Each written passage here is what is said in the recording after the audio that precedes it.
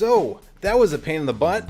It's working now. If you're watching this later, we had a little technical screw up, and now I think everything's working. So, hello everyone. It is still first. It's 10 p.m. or 10:04 after all of that mess up. 10:04 on Friday. You know what that means. It's a Magic Minute live stream. So excited to be with you guys tonight and hang out because we're gonna have a lot of fun talking about magic crap, and then wherever else the night takes us. So looking forward to it.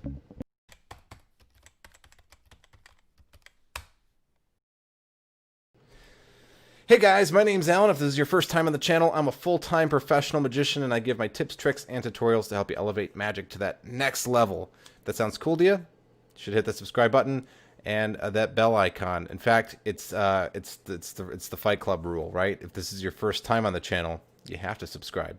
So, very excited to be here with you guys tonight. As you can see, I've kind of upgraded the video camera quality. I'm very excited to do my trial run here. As you can see, it is not perfect. I'm running beta software through my camera.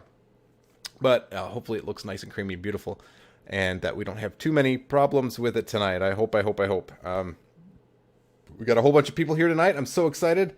Woohoo! And let's take a look at the comments and see what you guys are talking about. Let's good morning, or good evening, good afternoon, good night. No, geez, I just turned into Jim Carrey. Oh no. Okay, first, no, Cole Diamond, you're the first for the second stream, but it was first. You guys are racing. So usually I'm in chat Warzone to refrain from speaking unpopular movie opinions. that's probably a good call, AMS. Oh, nothing controversial. People get up in arms, man. Up in arms. Hello. Don't worry, I'll make it a Warzone instead. Hi. Oh, hey, Roth is here. Roth, thank you for being here. You the man. Wonderful to have you. Who else we got going on here tonight? We got Minnie is here. Hello, Minnie. Hello. Nice to see you. At least I saw you in the last stream. I imagine you'll probably catch up with me here in a second. Hi, Bubba. You need to go back to sleep, sweetheart. I'm having a hard time sleeping. Come here, sweetie. Okay, it's all right. I need you to take him, but say hi to everybody. Hi. He's up out of bed. Okay, go on. Mama's gonna take you.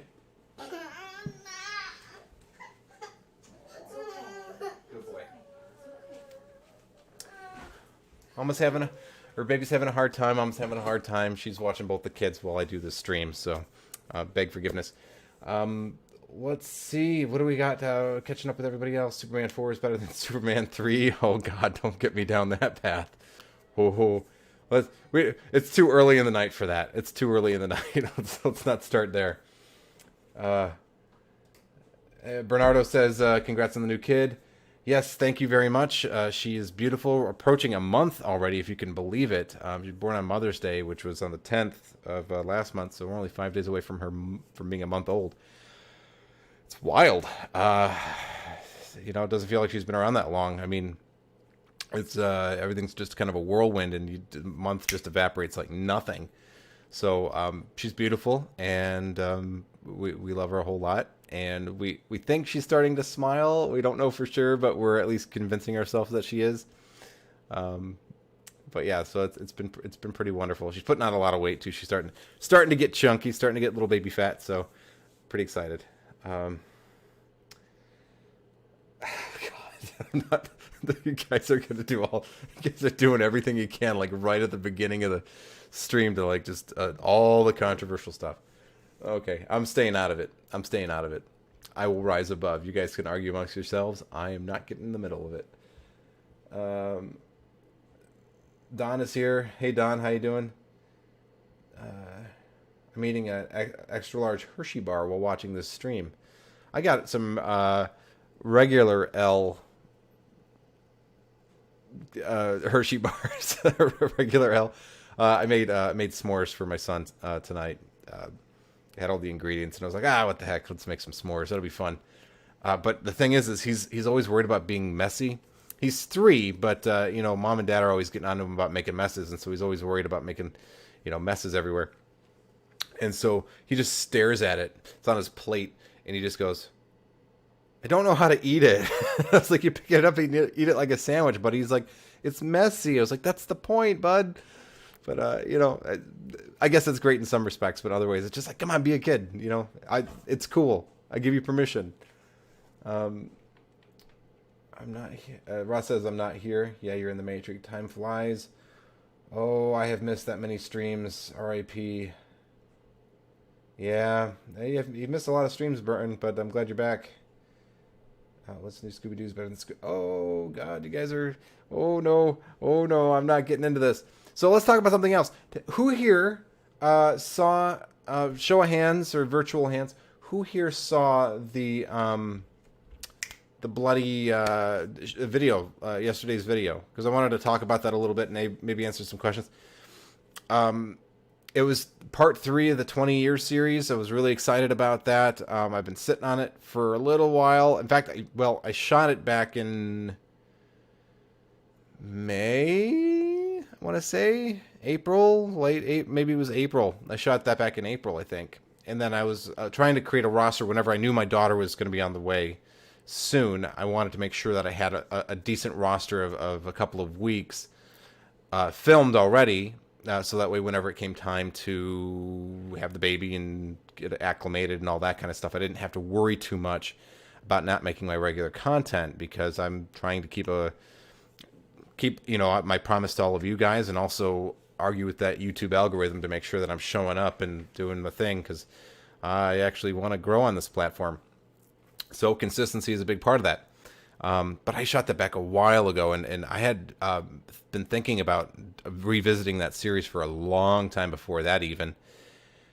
And it just was time. And so there's a lot I would like to talk about in that. It's frustrating because there are so many different angles, or so many things I want to talk about on each individual performance that I gave in that, and kind of break them down in a lot of different ways. But I have to just go with what's on the very surface, what just comes to mind. But on repeat viewings myself, there's like a whole lot more that I'd like to say. I just don't have the luxury of time in something like a video or something. So it's something I actually want to turn into a lecture. It's a thought. So if you know anybody that organizes lectures that'd like to have me out, either virtual or otherwise, I would love if you got in touch with me and let me know. Justin says, I have a friend over for the week for my birthday, so I haven't gotten around to watching it yet.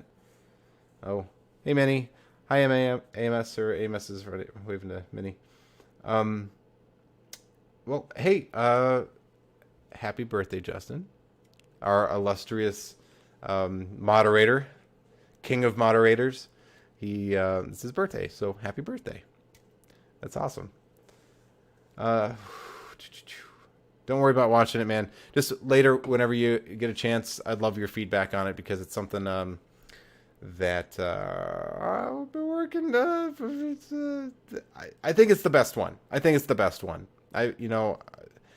It's the third one, but I think it's the strongest in the series. I think there's some things that I emotionally resonate with me the most in this most recent one.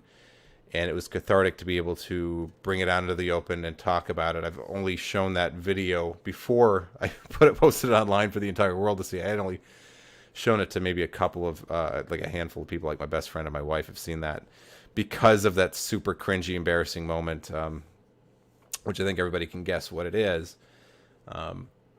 Yeah, so I really embarrassed with that. I carried it around for a long time, and it felt really good to just kind of get it out there and go, yeah, okay, that happened. And that's one of the more uncomfortable performances I've had that I can recall. It was very traumatic for me at the time, but I think it was good to show that, because now you can, I hope, steel yourself against that happening to you.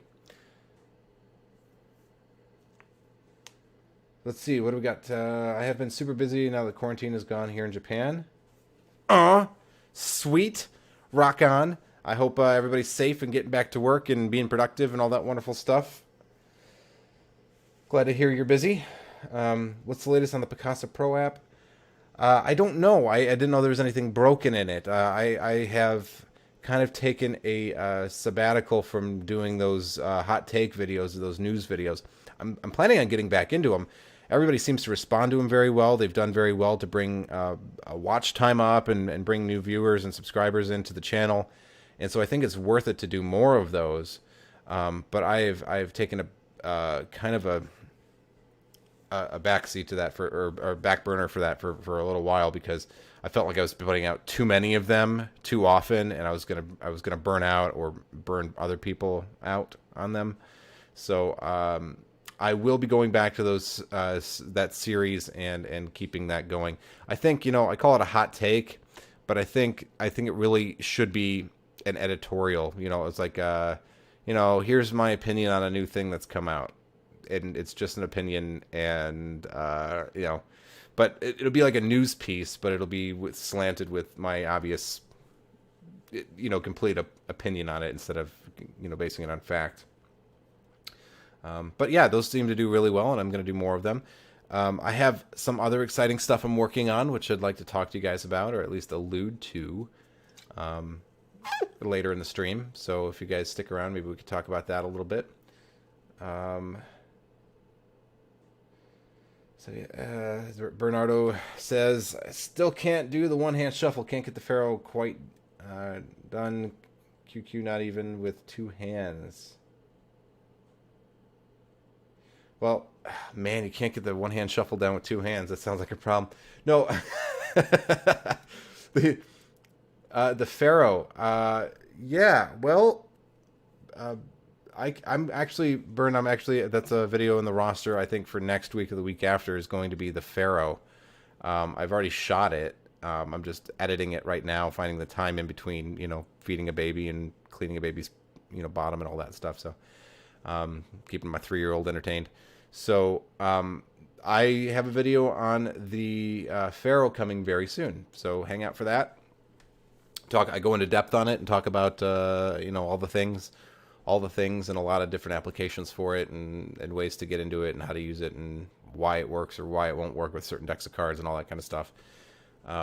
Something else I need to announce that I'm going to be doing, and if you're watching this, J-Jack, I have not forgotten about you, and it's just I haven't got to that part in my roster yet. I have all these other videos planned ahead of it, but I have been contacted and asked to do a review on an ebook for an effect, and so I got the ebook. I'm going through it now, reviewing it, and we'll be giving a review of this ebook in the coming weeks sometime soon. I have not forgotten. It's on the roster, so if J-Jack is watching this, don't forget. I haven't forgotten. It's just I have other content and other things going on, and I have to kind of make things the way I have to make them in the time that I have to make them. So it's coming, okay? Let's see. Andrew Johnson. Hey, Andrew Johnson. What's your all's opinion on how long it takes to learn the Classic Pass or the Herman Pass? I'm trying to learn them, and they're very difficult to make it look good. AMS has the force. Andrew, let's talk about that. Let's do that right now, okay? Let me get a deck of cards.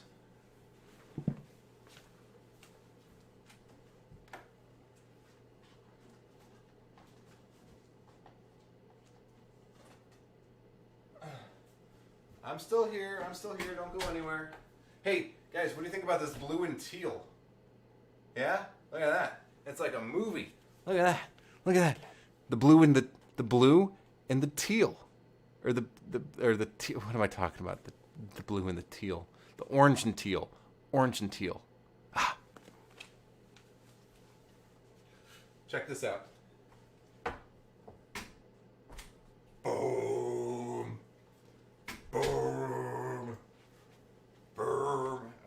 Okay, I'm stupid. Okay, so let's talk about this right now. Let's talk about the pass.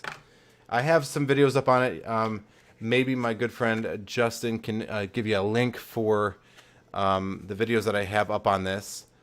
But I will show you. I'll show you the pass that I do all the time, and it's pretty excellent. Not because I'm excellent at it, because I think it's the best use case for, at least for me. You have to figure out how you handle cards normally, and then do something, a pass that looks natural with how you already handle cards. That's how you're deceptive.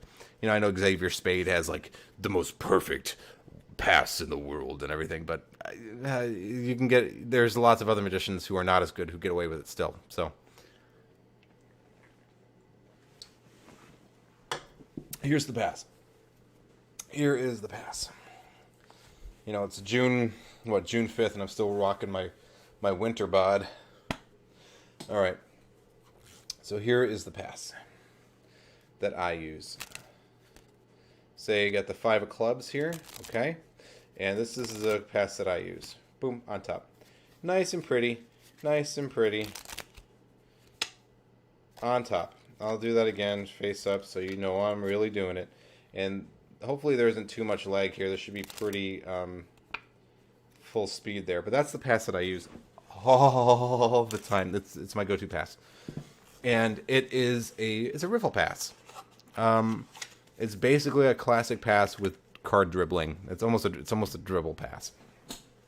But you notice it's just done very smooth and naturally in a good cadence, like you would if you were actually dribbling cards, and it should look exactly the same. AMS has got some strong opinions, man. Some strong opinions. The secret texts. I'll find the links. Justin, thank you. Thank you, Justin. I hate the pass. I have small pinkies. It's hard for me to manipulate the cards. That pass was sexy. Here is his pass. I'll keep looking for some other videos. Hey, Say, let's teach me your invisible pass. Let me teach you the invisible pass, but it's a 2-card cover pass. Oh. Okay. See, that's why I don't know about it, because here's the thing. I've been doing a pass for a really long time, long before I knew who Xavier Spade was, or before he even became somebody that people knew about. And, well, I don't need to buy more information on a pass when I already use one. The pass it's not about the manipulation of the cards. I have to agree with AMS on this. It's not about the manipulation of the cards. It's about the timing. It's about the timing. And again, let's use the 6 of spades for an example, okay? Ooh, burpee, sorry. 6 of spades. Okay? The timing is just that I'm not doing any hard finger flicking there at all. Let's see if I can kind of zoom in on this. Can I get this a little closer? This is why I love using a Canon camera as a webcam. It's a little darker, but it should be catching. Come on. There we go. Come on. You can do it. You can do it. Okay, so here is what I'm doing very slowly, okay? So, of course, I've just got my break from doing the dribble there. I've already set it up. I'm squaring the cards, getting that pinky, okay? And then I'm just grabbing the bottom stock, letting the top stock fall, and dribbling back on top. But I just do it so gently and so not a move. It can be done. You're just going, hey, all right, so your card's back in the deck, buried about 30 cards down, right? You just want very casual, Not, you get to see right up my nose. You're right, the pass is not meant to be invisible. I actually talked with Michael Amar about this. I challenged him on at a lecture I saw him do in Houston, I want to say it was. Yeah, it was Houston, because it was the time I met Danny Garcia and we all sang karaoke. I actually challenged Michael Amar on this because Michael Amar said, I don't use the pass. Or actually, he was more like, I don't use the pass because I'm Michael Amar. And you just cast a shadow. Yeah. No, Michael Amar, he does side steals almost entirely. He's like, why would you change the entire... why would you move 26 cards to really just move 1 card to the top of the deck? It's inefficient. And I can argue that, yeah. But then again, there are times where you actually have to undo the entire deck to get back to like a stack or something where, yeah, you do need to know a pass. It's not just for moving one card from the middle to the top. But yeah, no, it's not supposed to be invisible. It's supposed to be something done just kind of smoothly and just you're not supposed to go, look, the card never moves from the it's not supposed to be a visual move. Everybody wants to make it look like magic and everything, and oh, I want my pass to be invisible. Well, just get better at audience management. That's the answer.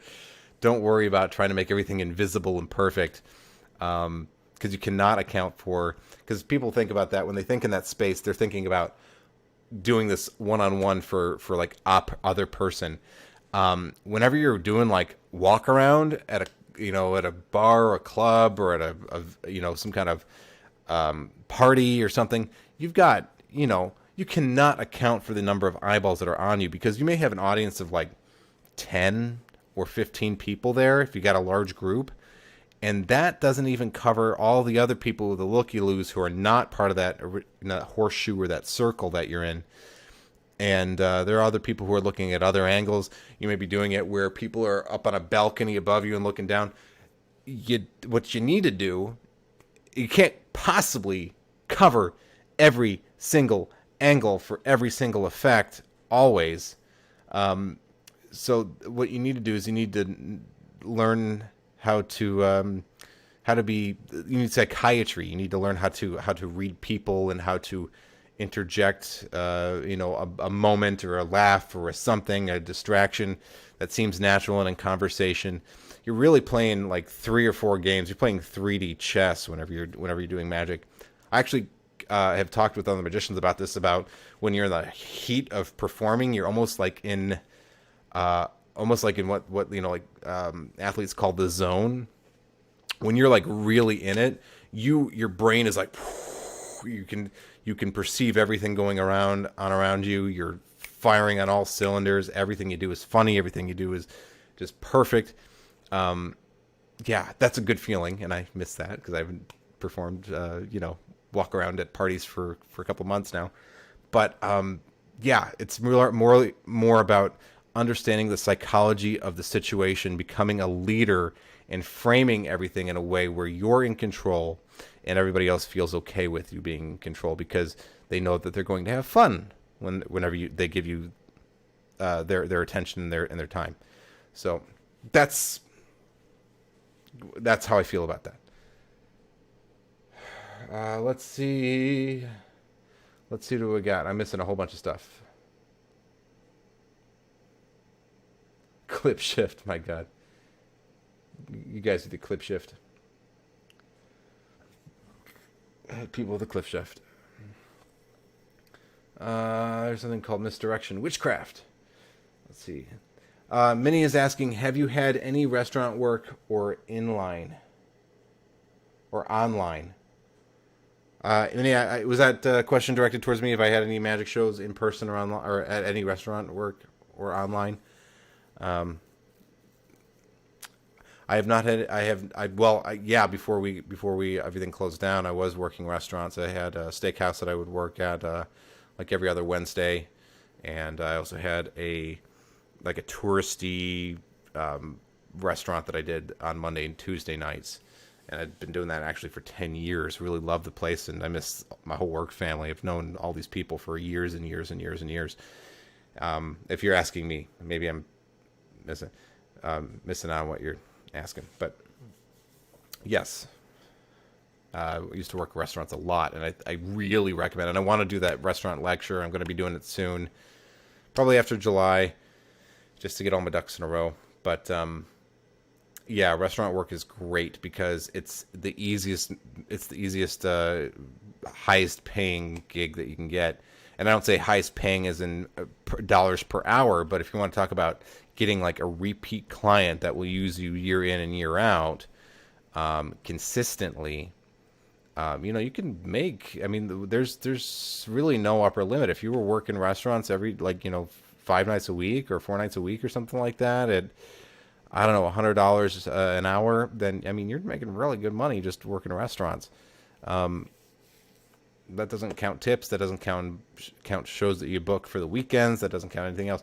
Restaurants are a great place, or at least they were. I'm curious to see how everything's going to change. I'm positive that people are going to want to go back to eating out, and they're going to want an experience, and restaurants are going to want to bring people in and have reasons to have people come in whenever they have been out, or whenever they've been eating at home for so long. So I think that this is actually a prime time to be getting into restaurant magic, and I can't wait to give you guys the lecture.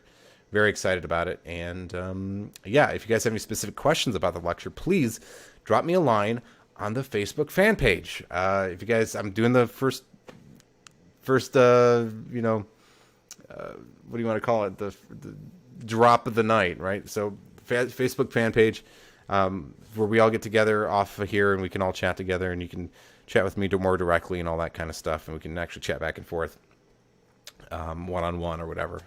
So join the Facebook fan page, go do it, and that way, if you guys have any questions about restaurant magic that maybe you have or you've been thinking about for a while, go, how do the people do this, or how is this, or how do I charge, or how do I find them, or whatever. I want to take all those questions and make sure that I'm answering those when I'm writing my notes and everything for the lecture. So please do that. Let's catch up with my beautiful people, because I'm way behind. Anybody questions? Is it okay? Amos says, okay, so is it true that if you show a spectator a French drop or coin vanish where both hands can be shown empty, will they get the same reaction? I always hear focus on the effect.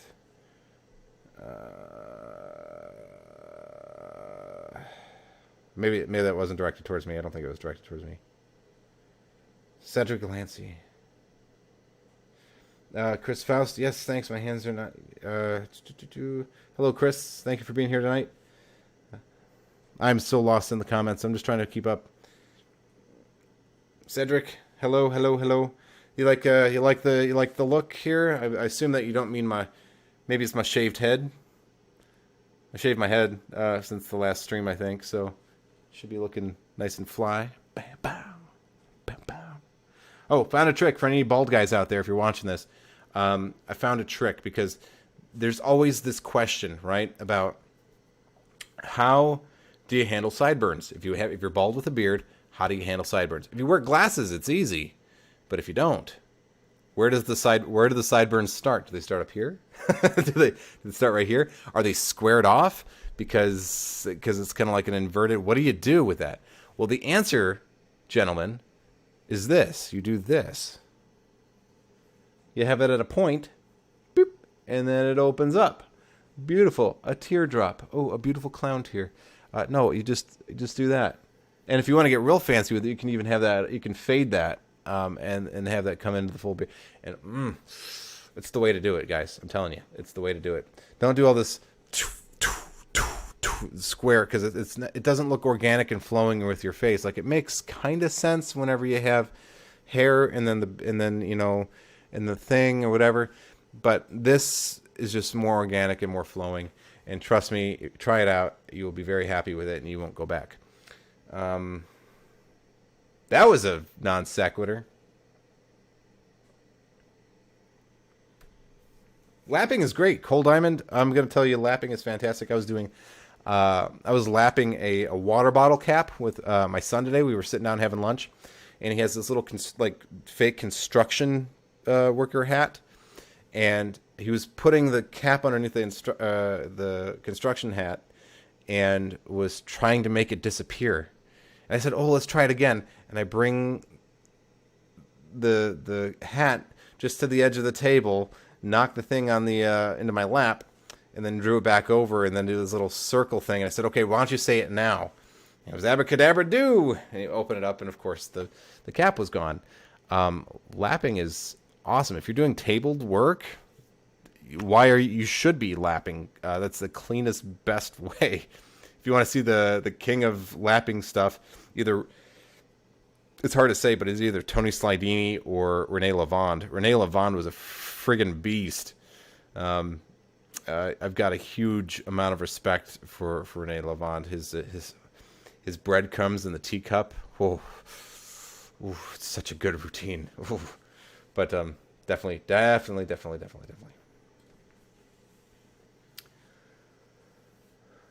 Ooh, I like that. Yeah, at the Magic Minute to ask questions. That way it'd be easier for me to keep them. Yes, that would be really helpful. Of course, I want you to talk amongst yourselves and all the things. But yeah, if you have questions for me specifically, or you're trying to direct something towards me, that would help me out a whole lot, because I'm just trying to keep up with all the lines here. Thank you, I give you. What do I give you? I want to. Can I reward you or something? I want to. Okay, kissy faces. I don't know.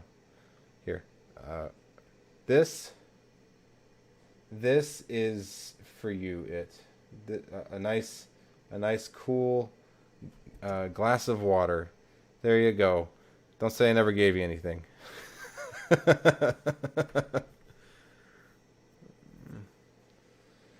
Grooming tips for men. Grooming tips for men. New show.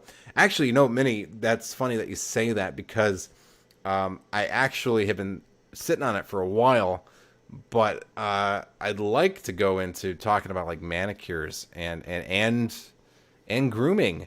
The thing is, guys and gals, performing magic, you have to be the most pleasant person that other people are around at that party. So that means, you know, being all the trimmy, all the you know, get a haircut, make sure everything's looking good, trim your beard, shave that day, make sure you get your hands manicured, they're not real dry or cracked or anything. Make sure you know, have your teeth nice and fresh, or your tongue, you know, all brushed and everything. You want to have nice, pleasant, minty breath, but not overpowering.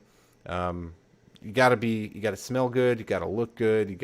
I mean, you're a magician, right? It's a kind of that debonair, smooth kind of thing. And you know, I know that I don't want to say like there are other magicians, like the grungy magicians, who don't follow that, but in general, it's a good idea to be pleasant to be around. And I was thinking about making a video about, you know, manicures, or a video about beard trimming, or one about hairstyles, and about, I don't know, ways to style your suit, how to choose the right type of fit, so that way it doesn't look goofy on you, or look like you're wearing your dad's clothes, or you're wearing something that looked like it was dry clean only, and you threw it in the washer. Corey is here. Corey Cranfill is here. Corey Cranfill is here. Hey, Corey, what's going on, man? It's good to hear from you. It's been a little bit. I'm so happy to see you. Rock on. Rock on. You love water? Awesome. Dab. I saw this live stream. Like funny moment or something, where there was like, you know, they were doing like the voice or text to voice, and it was like dab, dab, dab, dab, dab, dab, dab, dab, dab, dab, and then it was like dab if you like 14-year-olds. The guy was like, oh no. I was like, oh my god. That's why I don't have any kind of voice anything on this. No. I preview the things before I say them out loud.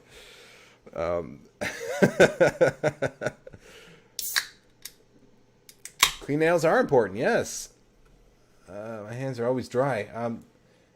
There are some remedies for that. I know that somebody I used to work with a long time ago used something called Zim's crack cream, which helped add moisture to his hands. There's also other things that you can use.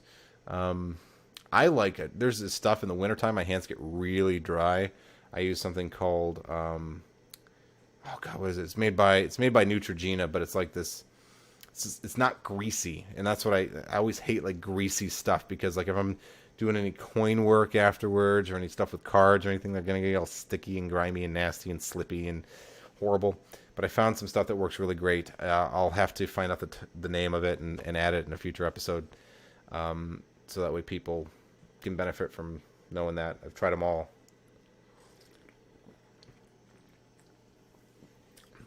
Walking on sunshine. Walking on sunshine.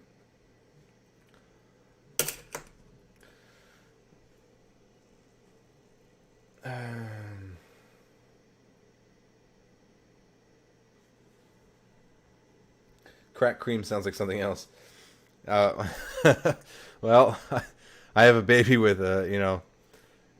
Yeah, I got some. Well, well, that's Dr. Bordeaux's butt paste is what you're talking about if you're talking about diaper rash, and that's something that I got with my son. I got with my daughter. Like that's what people want to gift us, and it's actually super useful. When they do get diaper rash, this stuff it works really really well. And I assume that's where you were going with that. I hope that's where you were going with that. Dabbing is cringe. You know what else is cringe? My latest magic video on the YouTubes, which by the way, guys, I have to thank you so much for if you took the time to watch it. It's 20 minutes long. You know, I've been doing longer form content lately, the interviews and the 20-year series and that kind of stuff. But it did far better than I expected it to. Like it went out and people just all jumped on it, and it was my best performing video for like a day and a half. I mean, it's starting to fall down a little bit now, but it had a really great run, and it's actually done extremely well, far better than I would have expected it to. So thank you all so very much for checking it out and watching it, and hopefully there's some useful stuff in there for you. Man, it's meant to be a cringe video. That's the thing. But you know, here's the thing: is I want to put this out there too. Is that, you know, I know that like, you know, if you put something on the internet, then there's kind of the idea that it's fair game to critique it or whatever. And I know a lot of channels do, like, you know, AGT magic fails, or Chris Ramsey like will scour Reddit and pull up all kinds of like cringy things to react to and all that kind of stuff. And I guess in one respect, it's like, well, they put it out on the internet for that very they knew that could have happened. They knew that by having this media recorded, that yeah, it could be whatever. But I try to build people up, and I don't want to make anybody feel bad or uncomfortable. I'm pretty sure if it's cringy, the person who was doing the magic and it knows it was cringy. And so, at least until I get more comfortable with the idea of reacting to other people's videos, or if people ask me to review their videos, which is something I'd like eventually to do on this channel, like a coaching thing where we're actually talking about, you know, well, hey, here's the whatevers. Can you give me a little workshop on what you think about how to make this better? But I thought, well, heck, if I'm gonna just tear into it for entertainment value, who better than myself, you know? So that's kind of where that came from. And I thought, well, heck, you know who I am today, you know, so you can see kind of a transition from where I was to where I am, and kind of that. And I thought maybe all this kind of things combined would make it an interesting series. And apparently you guys like it, so I'm so glad. It's so hard to watch that and only talk about the surface stuff, because, like, you know, you have like the initial thought in your head of, okay, well, what is it that I'm thinking about this? What is my initial feeling? But then when you examine it and you kind of pull it apart and everything, you go, wow, there's actually like a lot of different things that I would change about how I did that, or things in the things that I know now from experience. It's just so deep and so dense. It's so hard to just pick one thing. It's like, I think about, like, whenever I was watching the video the other day, the part 3, and I was going, well, why did I commentate on that part of it and not this part? Because now under this viewing, I feel this way about it. Still, what I said was valid, or I agree with myself. But also, why was that the thing I decided to zone in on and talk about whenever this other thing I think is more important and should have been brought up? So it's tough to do, because I can't ever deliver enough commentary. It's just, the video would be 3 hours long, and nobody would watch it. So it's really hard to have to truncate it and shorten it and modify and edit it to fit in, you know, a smaller, more entertaining time slot. So Any videos of my performance? No, not a lot. You know, that's something I mean to get for you guys, because that's well, before the world became the way that it is today. I'm not going to say the names of the things because I'm about halfway to getting monetized right now, about 2,000 watch hours, and I'm very careful not to say things that will trigger bots on YouTube. But that was something I was planning on doing too. It's another part of the series, or another series that I want to do is performance of today, right? Me out there doing a show, right? Like, hey, I'll go do a show for free to be able to record at it and give whatever, get whatever content, like, hey, so I have a friend whose kid's having a birthday. Great. I'm going to go do the kid's birthday party. I'm going to take everybody along with me, film the whole thing, and share how that works. Or I do, whatever, a walk around at a festival or whatever. But like all these different performing scenarios that I find myself in, find a way to get video content of that and share little tips and tricks of me actually in the thing and doing it. As far as actual perform, I don't really have a lot of my own performances recorded.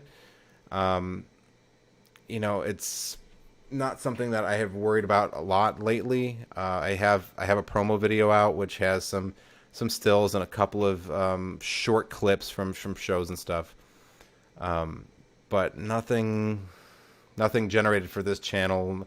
No content that really makes sense for this channel. I will, once I get back out in the world, create some of that content for you guys and get recordings of actual performances so you can see what they look like. Even a thought would be like doing a live stream performance, like going out, like talking to people. Hey, here, do you mind holding this? I'm doing a live stream, and then doing the actual set while somebody's holding my phone or something. There's all kinds of things I've been thinking about. Rashav, hey, I hope I'm saying your name correctly. Thank you for being here. How to remember stacks easily? It depends. If it's based on a mathematical algorithm, it's easy. Something like Cy Stebbins, where it's advanced by 3 every time and in a certain order, chased, clubs, hearts, spades, diamonds. Then it's easy because the previous card tells you what the next card's going to be. A completely random stack, I'll call it, without any obvious connection point from one card to another, or in relation to it, other cards on either side of it. You just gotta practice it a lot. It's like learning learn how to count to 100, or learning how to counting to 100 is even easier than that. It's like learning the months of the year in order, or learning the alphabet. Forwards and backwards. It's just something you have to brute force yourself to learn how to do. There's really no easy way. It's just, I've seen that. There's actually a video I came across where there was a mnemonic trick where you would name each of the cards. You would have their numerical value and their suit value tied to a alphanumeric system, and then you would use that alphanumeric system to generate names of celebrities, and then you would tie the celebrity to that card through some kind of visualization. That's about the only way that I've heard mnemonically to, with a trick or something, which is far easier than brute forcing it. But just knowing the deck forwards and backwards just because you sit there and look at every single card,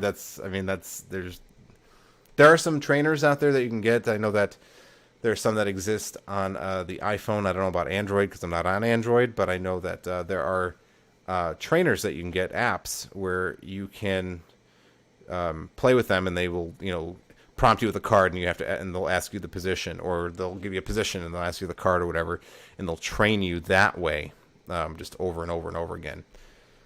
So it's a thought. Hopefully that's something helpful.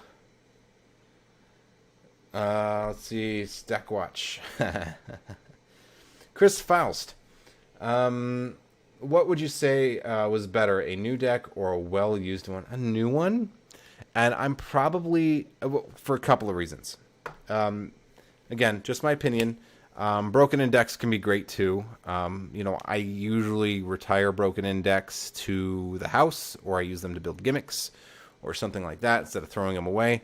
But guys, I have to tell you, you know, call me a germaphobe, but even before all this germ stuff started happening, I would go through 2 or 3 decks of cards per gig, and because I know how.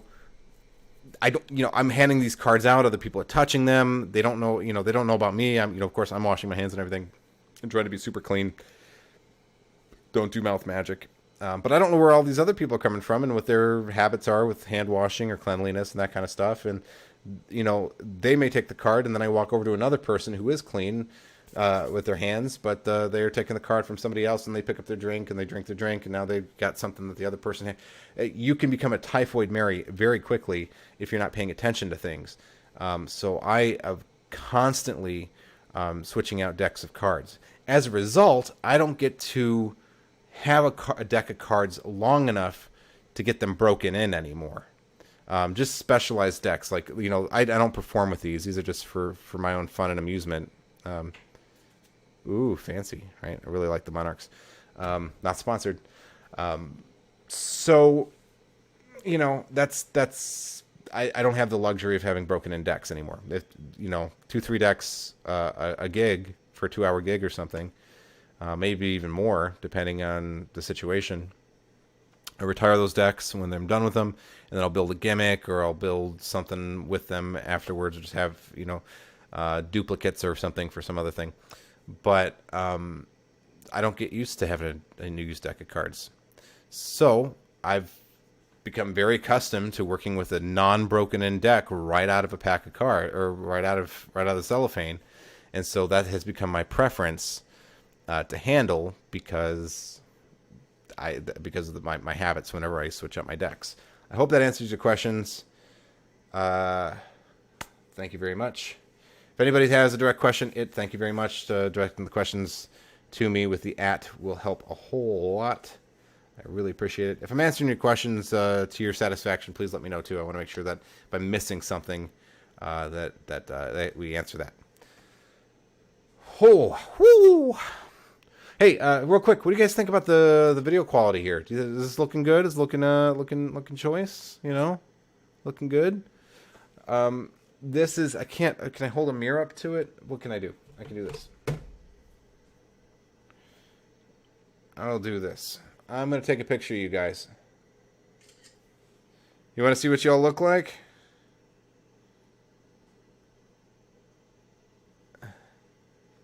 Bam. That's y'all. Can I get that to focus? That's you guys. You used to be this. This is a Logitech C920. It's a pretty good webcam. It's a pretty good one. It's one of the better ones that you can get on the market that's reasonably priced. But Canon, in their infinite wisdom, have finally decided to support clean output through the USB cable and with their beta software. And so I have upped my video game a little bit automatically by having the camera and now the free software. So I'm glad you guys are liking the video. I was so excited whenever they put it out for Windows first about 2 months ago, and I went, "Hey Canon, that's great and everything, but you know, what about Mac users? When are we getting it? You know?" So I'm glad that we got it, and it should be pretty fabulous. This is also, that camera you guys saw is also the camera that I film all of my videos on now. It's the Canon M50, and it is a glorious beast of a camera, and I love it. Is it the, I don't know if you have any camera nerds here or anything, but it's not a 1DX Mark III or you know, an R5. Well, the R5 isn't out yet, but it's not like some beast of a, it's not an Ari Alexa, but it's really great for YouTube content creation because it's small, it's lightweight, the autofocus is incredible. Look at this. Boom, boom, back to my face. Oh, ooh, for that reason alone, it's amazing. Don is asking about a Zoom meeting. Yeah.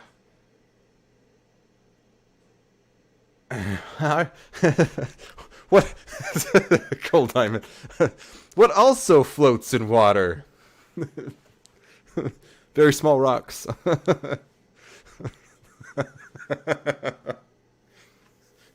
She turned me into a newt. A newt? It got better. I'm not a witch. I'm not a witch. What also floats in water? A duck. So if she weighs as much as a duck, she's made of wood. And therefore... A witch! A witch! Oh, man. Well, you guys had to pull the dirt out of me. Don, to answer your question, the Zoom meeting. Yeah, that's something I want to do. Would you guys be cool with that? It might be just like on a random off day or something. I'll give you enough warning if you want to come in and join the call or something. But it's something that I wanted to talk about because just sound off in the comments right now, please. If just a Y, I guess, Y for yes. If you have heard of Cavan Booth, CavanBooth, Cavan Booth. He's a YouTube creator here. He's another magician channel. I'd really like to know how many of my viewers know about Cavan.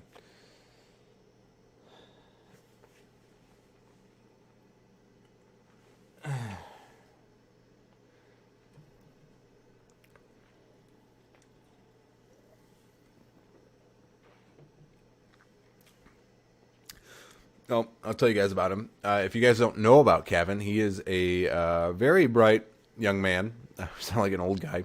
He's like, I think he's like 18 or 19 years old, so he's a young guy. But he's got a kick butt channel where he talks about all kinds of really cool magic stuff. He does some really fun content. I've got sucked into his content. I was told about him by Justin, I believe, and just down the rabbit hole. And really enjoy his content. He's got some really great stuff on there. He's got a good mix of stuff that you can do in person or stuff that's great for social media and shows you how to go through all of that. It's well shot and organized and entertaining to watch. And but he's got about the same amount of subscribers as I do. I think he's got just a few hundred less than I do. But I was like, this guy is really cool, and I like him a lot. He's in England, though. And I said, well, what the heck? Maybe I could reach out to him. Maybe it would be cool for us to do some kind of collab or something. So he was open to it. He was like, yeah, man, that sounds like a lot of fun. We'll do it. Let's do it. And I'm paraphrasing. Kevin, if you're watching this. But yeah, I'm real pumped about it. So that's something that I'm going to be working on with him. You know, there's a little bit of a delay between him and I talking because of the time difference. But yeah, I'm really excited. I'm hoping that'll be something cool. But he did a video just recently where he was having Zoom calls with his subscribers and everything. And I wanted to... Okay, so you guys do... Okay, so some of you guys do know about Cavan. If you don't know about Cavan, go check him out. Cavan... I would encourage you, and please, if you go watch his video, please leave a comment. Do me a solid, and let him know that I'm sending people his way, and leave a comment on one of his videos saying that that the Magic Minute sent him here, or sent you there. That would do a solid. He's a really cool guy, really friendly, really open, and I would like to be friends with him. So if you go check out his channel, please let him know that you heard about him through me. Okay. But he's cool. He's a cool guy. I like him a lot. And I'm learning about more magic channels all the time that are about similar size and everything because I want to be able to do some collaborations. I've done the Scam Nation, and that's awesome. And Brian is a dear friend of mine. I'm planning on going back as soon as I'm able. But until then, you know, there's other things that we can do. And for Scam Nation, that format really does kind of require to be there in person. It's not really that great to do this kind of over the video thing. We have something in mind. Well, it's gelling, but it's not there yet. But I also got to work with, you know, channels that are the same size as I am, because that's cool to, you know, as channels go up and down, ebb and flow and change and everything, and popularity of different ones or whatever, we can grow together and have kind of peers. you know, right now you got like the Chris Ramsey, the Xavier Spade. Those are like the, you know, Alex Pandrea, those kinds of guys. Daniel Madison, they're kind of like, they're all kind of buddy.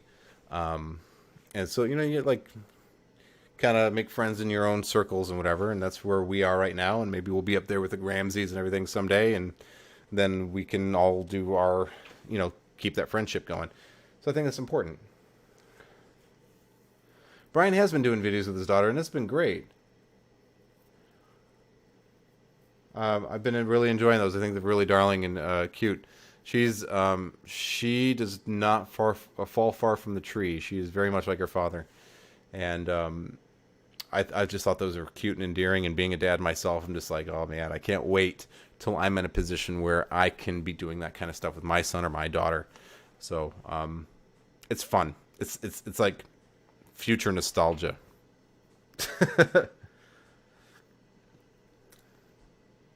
Thank you, Justin. Justin just left a link for a Cabin Booth reaction video. Go watch that and then let him know that I sent you. Please, please, please. That'll help out a lot. You know, help me out a lot, and let him know that I'm a cool dude and all that cool stuff. So, she does look like him. Yeah, well, I hope so. Otherwise, I have some questions for the mailman, you know. Of course she looks like him. All right, cool, man. I'm gonna go check that out. I will check that out. One day we will all have Petey Pie on his knees begging for a shout out. Hey, man, I love your ambition. Let's take it all the way. All right. Let's do that. Oh, hey, can I have a shout out there, Mr. Magic Minute there? I'm sorry, was somebody talking? Oh, PewDiePie? Oh, okay. Oh yeah, didn't you have weren't you like a thing back in you know, back in like 2015 or something, weren't you? Oh yeah, I remember you. You had like a couple of cute videos or something. Yeah, like do like Mr. Beast. Mr. Who? That'd be cool. Let's see. Thank you, It. You know what? It is now a moderator. I've made a thing. You're doing some work there. It. I have 2 moderators. This is like now it's like the Kirk and Spock thing, like where they have to fight. Yeah. You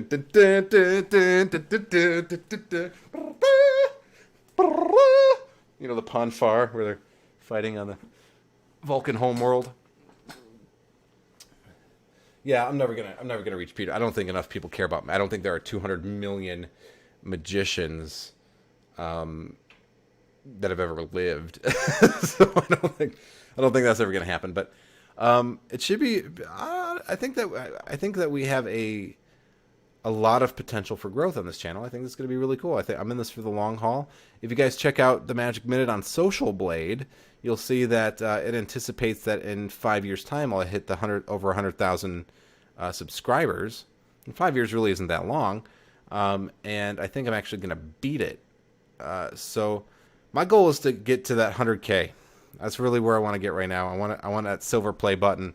I want that damn silver play button. And I'm going to plaster it everywhere. I'm going to be like, look at this. I'm going to carry it into the bathroom with me. You know, I'm going to sleep with it.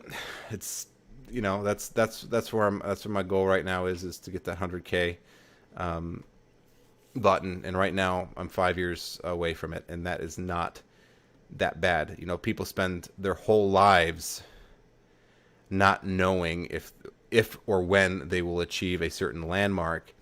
But if I know that based on current growth, just the way that I'm doing things right now, without any changing, without getting any bigger, any faster, I'll hit 100,000, like mathematically guaranteed by 5 years. So I'm gonna do that. Excuse me, guys. I have to switch out my battery. I will be right back.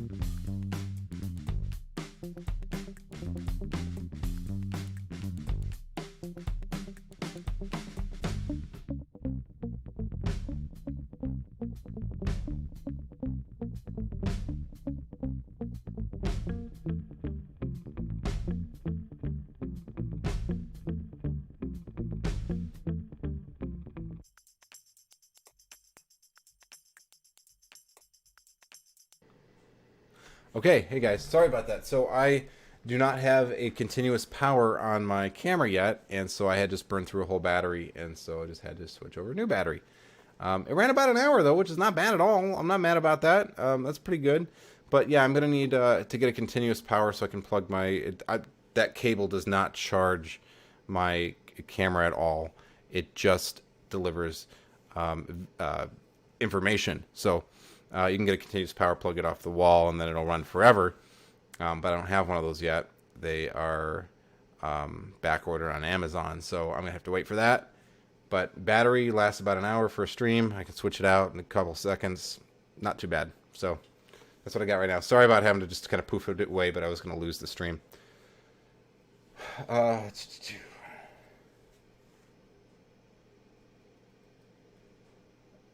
Much bigger.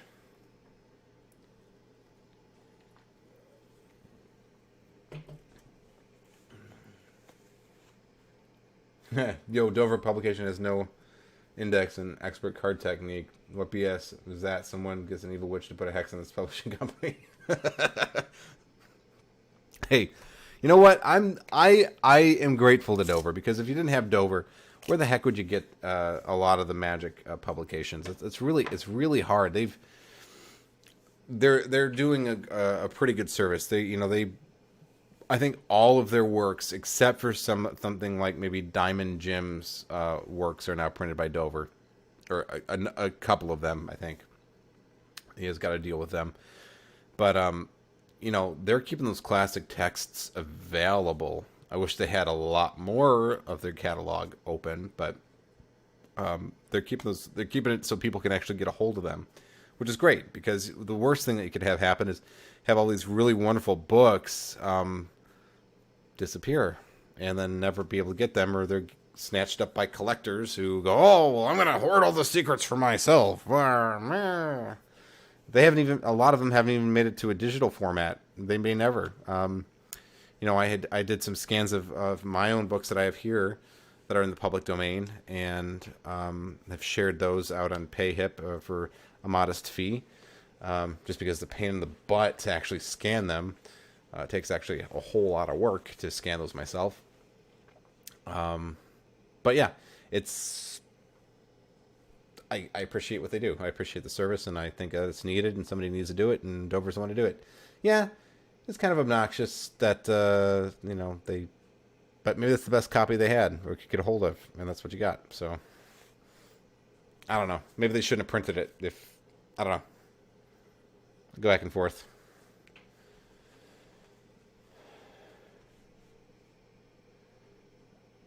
Let's see. If you guys happen to watch that Kevin video, make sure to give me a shout out. Kevin likes reacting to Magic and getting fooled, and not to overpromote myself, but AMS did a lapping vanish that I'm very proud of. Right on. Yeah.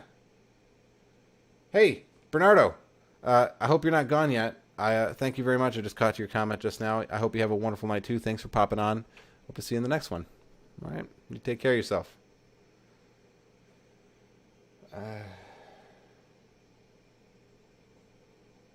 Live without an index, but come on, it's expert card technique. Not having an index, yeah.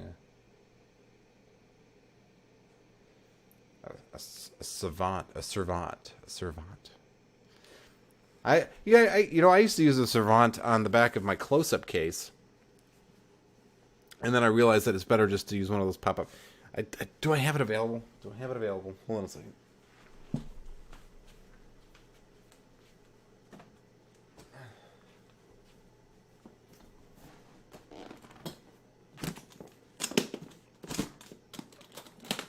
I want to show you guys something.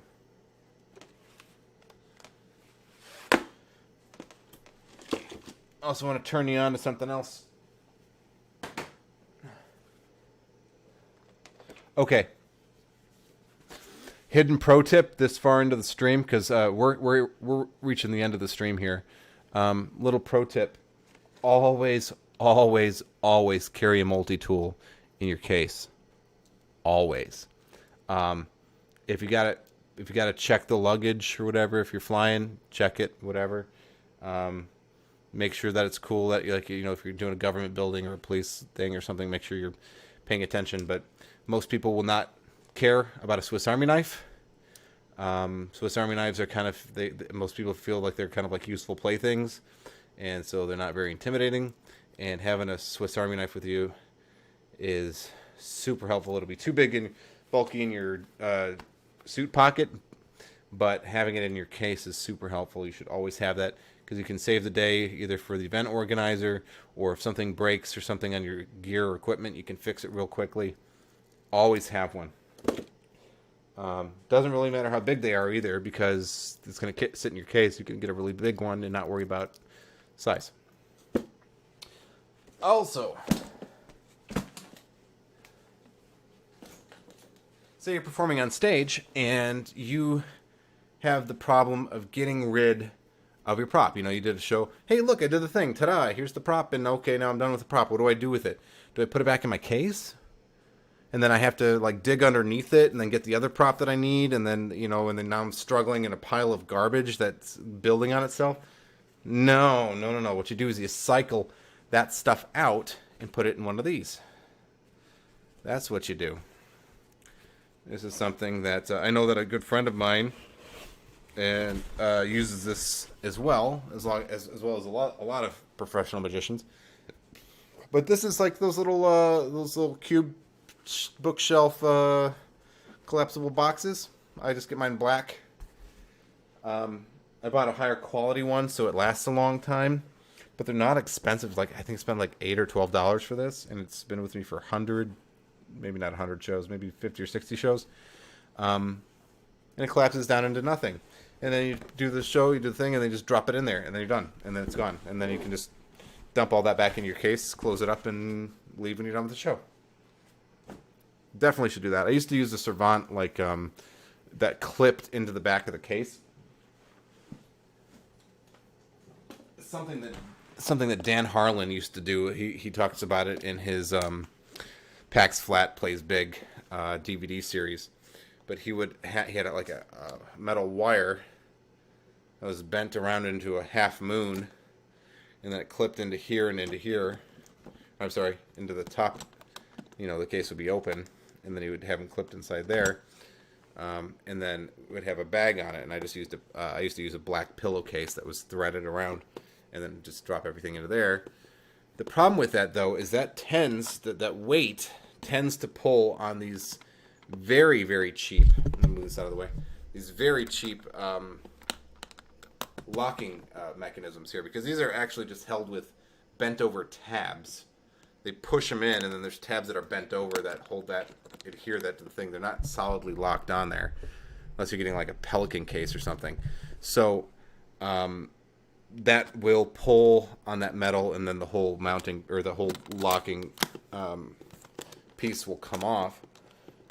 And that was happening to me. You could also run the risk of adding that weight to the back of your case, knocking your whole case over and onto the floor during your show, which has also happened to me. So there you go. That's what you should use. Let's see. Sky members. Okay, let's see where we are on the thing.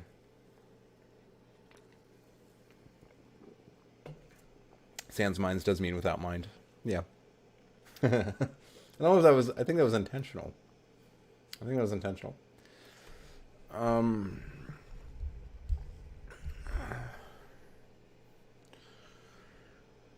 I have to defend Sans minds a bit, okay? Because here's the thing.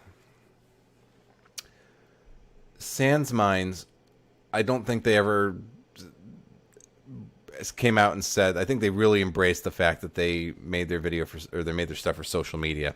That it wasn't, that a lot of their stuff was not to be performed in real time, and that's fine. And I think that there's room for that. I think that Instagram and other social media platforms are a fabulous way for magicians to get discovered and hired for parties and all kinds of other things.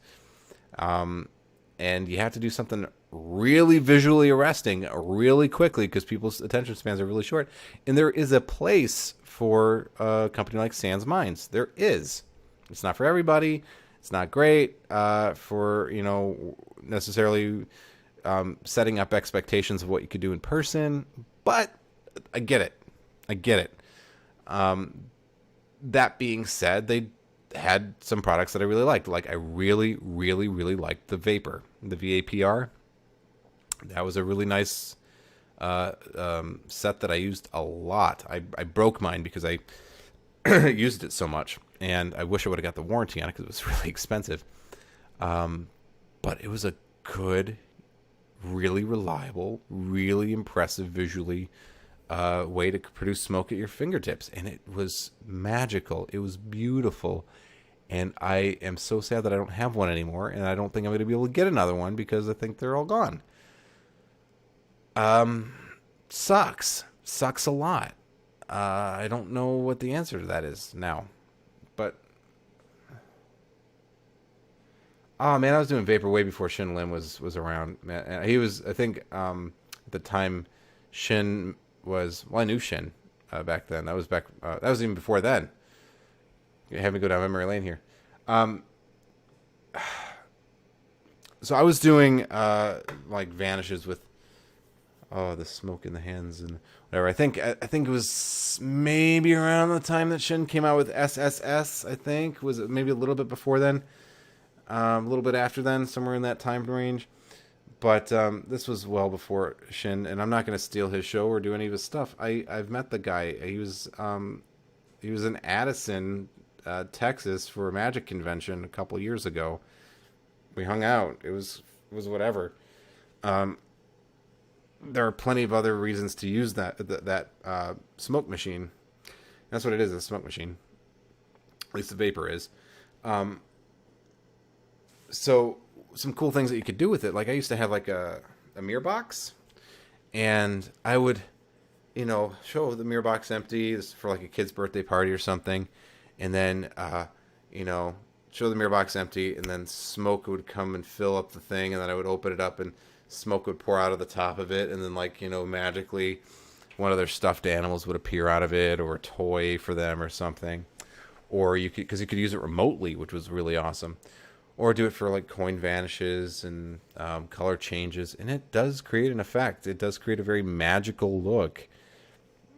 Crap on it if you want to, but it was it did a thing. Did a thing. I do vape. But if you don't now, don't start. It's I don't know if that's any better than smoking, so the science is not in yet on that. Don't do it. But yes. The Vapor was awesome. Direct questions to make it easier to see them. That's what all the teens say. You get your vape magic ruined. Yeah. Don't vape. Don't vape if you can help it. You can make your own vapor device, kind of. And I've done that with electronic cigarettes, where you get, if you don't want to worry about the nicotine in it, you can take all that stuff out, and then you just fill the sponge with glycerin. And glycerin is kind of that magic liquid that creates the vapor or whatever. So get vegetable glycerin, and you can create some really cool stuff. I did like what was it? Not an enema bulb, but like the squeezy one-way valve bulb that they have like on blood pressure cuffs. You can get those on Amazon too. And I had one that I built for a student of mine. You put it under his arm, and we had fish tubing, like aquarium tubing, and then he could activate it with just an arm press, and that was pretty simple, but it worked really well. So.